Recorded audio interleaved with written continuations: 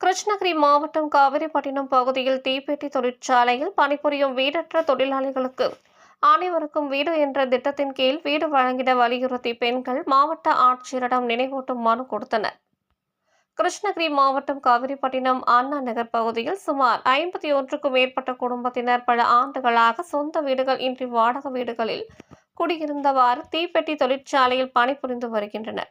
தீப்பெட்டி தொழிற்சாலையில் மூலமாக கிடைக்கும் வருமானத்தை கொண்டு வீடு வாடகை கூட கட்ட முடியாத நிலை ஏற்பட்டு இருப்பதால் அனைவருக்கும் வீடு என்ற திட்டத்தின் கீழ் வீடு வழங்க வேண்டும் என வலியுறுத்தி கடந்த 2 ஆண்டுகளுக்கு மேலாக சம்பந்தப்பட்ட அதிகாரிகளும் மாவட்ட ஆட்சியர் அலுவலகத்தில் மனுக்கள் தொடர் மனுக்கள் கொடுத்தும் இதுவரை எந்த நடவடிக்கையும் எடுக்கவில்லை என்று தெரிய வருகிறது.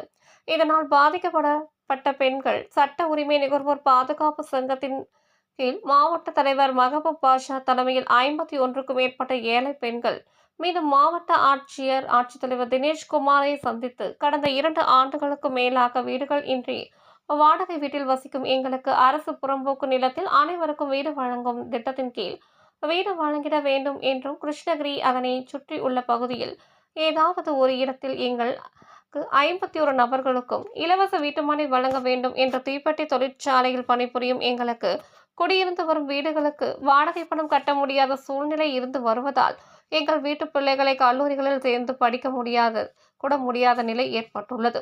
ஆகையால் கடந்த 2 ஆண்டுகளாக கொடுக்கப்பட்டுள்ள மனுக்கள் மீது உரிய ஆய்வு மேற்கொண்டு அனைவருக்கும் வீடு கட்டி கொடுக்குமாறு கோரிக்கை விடுத்தனர். மகபூப் பாஷா, கிருஷ்ணகிரி மாவட்ட சட்ட உரிமை நுகர்வோர் பாதுகாப்பு சங்க மாவட்ட தலைவர். கிருஷ்ணகிரி மாவட்டம் காவேரிப்பட்டினம் அண்ணாநகர் அதை சுற்றியுள்ள பகுதியில் வாழும் வறுமை கோட்டு கீழ் நெருப்புட்டி ஃபேக்டரி கம்பெனிக்கு கூலி வேலைக்கு செய்த தொழிலாளர்கள் கடந்த 22ஆம் ஆண்டு நூற்றுக்கணக்கான பேர் இந்த மாதிரி வீடு இல்லை, வாடகை வீட்டில் வசித்து வரும் அவர்கள் சொந்த வீடு இல்லை என்று கலெக்டர் ஆஃபீஸில் மாவட்ட ஆட்சியர் அலுவலகத்துக்கு மனு அளித்தோம்.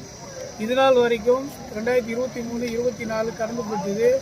இதுநாள் வரைக்கும் 15 நினைவூட்டு மனு கொடுத்துருக்குறோம். அதே போல் 51 பேருக்கு எலிஜிபிள், அதாவது இவங்களுக்கு தேர்வு செய்யப்பட்டு இந்த இடம் இல்லை.